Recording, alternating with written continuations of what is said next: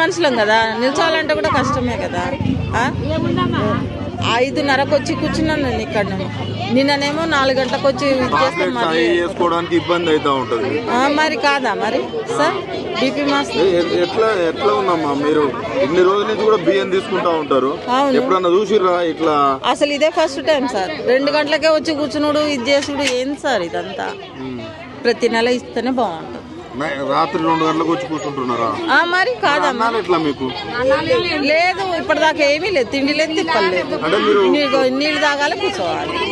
మీరు పేషెంట్ కదా? అవును కదా. మరి బియ్యం కోసం మరి కూర్చోవాల్సి వస్తుంది కదా సార్. ఎవ్రీ మంత్ ఇచ్చేస్తే అయిపోతుంది కదా.